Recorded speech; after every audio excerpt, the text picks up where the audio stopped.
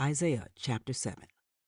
When Ahaz, son of Jotham, the son of Uzziah, was king of Judah, King Rezin of Aram, and Pekah, son of Remaliah, king of Israel, marched up to fight against Jerusalem, but they could not overpower it.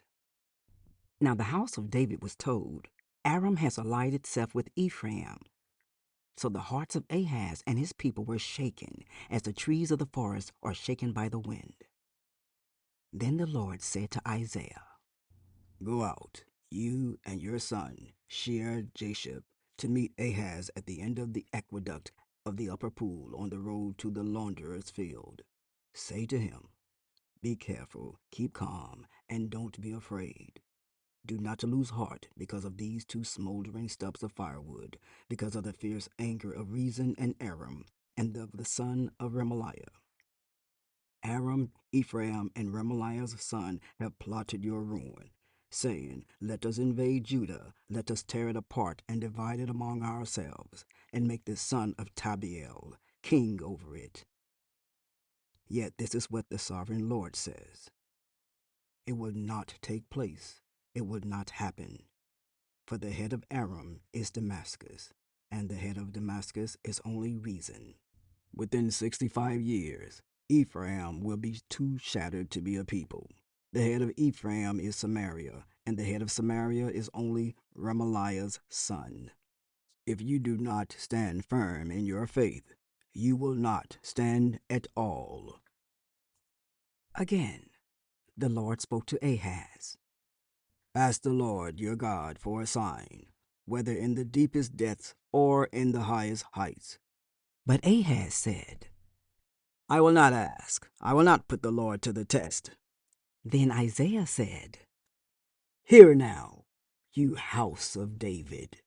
Is it not enough to try the patience of humans? Will you try the patience of my God also? Therefore the Lord himself will give you a sign. The virgin will conceive and give birth to a son, and will call him Emmanuel. He will be eating curds and honey when he knows enough to reject the wrong and choose the right. For before the boy knows enough to reject the wrong and choose the right, the land of the two kings you dread will be laid waste. The Lord will bring on you and on your people and on the house of your father a time unlike any since Ephraim broke away from Judah. He will bring the king of Assyria. In that day, the Lord will whistle for flies from the Nile delta in Egypt, and for bees from the land of Assyria. They will all come and settle in the steep ravines and in the crevices in the rocks, on all the thorn bushes, and at all the water holes. In that day, the Lord will use a razor hired from beyond the Euphrates River, the king of Assyria, to shave your head and private parts, and to cut off your beard also.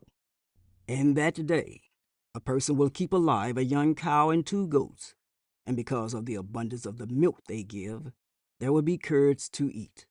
All who remain in the land will eat curds and honey. In that day, in every place where there were 1,000 vines, worth 1,000 silver shekels, there will be only briars and thorns.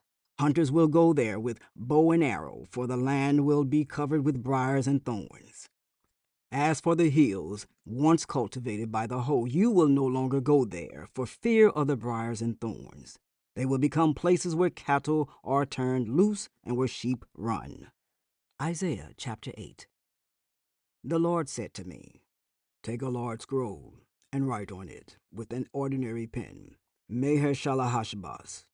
So I called in Uriah the priest and Zechariah, son of Jeberechiah, as reliable witnesses for me. Then I made love to the prophetess, and she conceived and gave birth to a son. And the Lord said to me, "Name him Maher-shalal-hash-baz." For before the boy knows how to say my father or my mother, the wealth of Damascus and the plunder of Samaria will be carried off by the king of Assyria. The Lord spoke to me again. "Because this people has rejected the gently flowing waters of Shiloh, and rejoices over Rezin and the son of Remaliah, therefore the Lord is about to bring against them the mighty flood waters of the Euphrates, the king of Assyria, with all his pomp. It will overflow all its channels, run over all its banks, and sweep on into Judah, swirling over it, passing through it, and reaching up to the neck. Its outspread wings will cover the breadth of your land. Emmanuel. Raise the war cry, you nations, and be shattered. Listen, all you distant lands. Prepare for battle and be shattered. Prepare for battle and be shattered. Devise your strategy, but it will be thwarted. Propose your plan, but it will not stand. For God is with us. This is what the Lord says to me with his strong hand upon me, warning me not to follow the way of this people. Do not call conspiracy everything this people calls a conspiracy. Do not fear what they fear, and do not dread it. The Lord Almighty is the one you are to regard as holy. He is the one you are to fear. He is the one you are to dread. He will be a holy place for both Israel and Judah. He will be a stone that causes people to stumble, and a rock that makes them fall. And for the people of Jerusalem he will be a trap and a snare. Many of them will stumble. They will fall and be broken. They will be snared and captured. Bind up this testimony of warning and seal up God's instruction among my disciples. I will wait for the Lord, who is hiding his face from the descendants of Jacob. I will put my trust in him. Here am I, and the children the Lord has given me. We are signs and symbols in Israel from the Lord Almighty who dwells on Mount Zion. When someone tells you to consult mediums and spiritists who whisper and mutter, should not a people inquire of their God? Why consult the dead on behalf of the living? Consult God's instruction and the testimony of warning. If anyone does not speak according to this word, they have no light of dawn. Distressed and hungry, they will roam through the land. When they are famished, they will become enraged, and looking upward will curse their king and their God. Then they will look toward the earth and see only distress and darkness and fearful gloom, and they will be thrust into utter darkness. Isaiah chapter 9. Nevertheless, there will be no more gloom for those who were in distress. In the past, he humbled the land of Zebulun and the land of Naphtali. But in the future, he will honor Galilee of the nations by the way of the sea beyond the Jordan. The people walking in darkness have seen a great light. On those living in the land of deep darkness, a light has dawned. You have enlarged the nation and increased their joy. They rejoice before you as people rejoice at the harvest, as warriors rejoice when dividing the plunder. For as in the day of Midian's defeat, you have shattered the yoke that burdens them, the bar across their shoulders, the rod of their oppressor.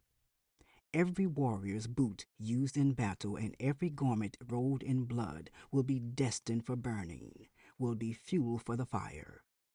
For to us a child is born, to us a son is given, and the government will be on his shoulders. And he will be called Wonderful Counselor, Mighty God, Everlasting Father, Prince of Peace.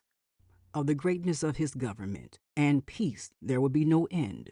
He will reign on David's throne and over his kingdom, establishing and upholding it with justice and righteousness from that time on and forever. The zeal of the Lord Almighty will accomplish this. The Lord has sent a message against Jacob. It will fall on Israel. All the people will know it, Ephraim and the inhabitants of Samaria, who say with pride and arrogance of heart, the bricks have fallen down, but we will rebuild with dressed stone. The fig trees have been felled, but we will replace them with cedars. But the Lord has strengthened Reason's foes against them, and has spurred their enemies on. Arameans from the east and Philistines from the west have devoured Israel with open mouth.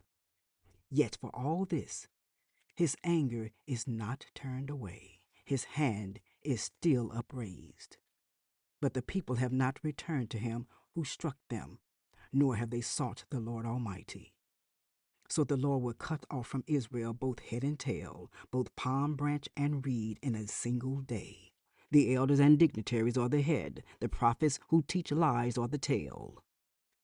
Those who guide this people mislead them, and those who are guided are led astray. Therefore the Lord will take no pleasure in the young men, nor will he pity the fatherless and widows. For everyone is ungodly and wicked. Every mouth speaks folly. Yet for all this, his anger is not turned away. His hand is still upraised. Surely wickedness burns like a fire. It consumes briars and thorns. It sets the forest thickets ablaze, so that it rolls upward in a column of smoke. By the wrath of the Lord Almighty, the land will be scorched, and the people will be fuel for the fire. They will not spare one another. On the right they will devour, but still be hungry. On the left they will eat, but not be satisfied.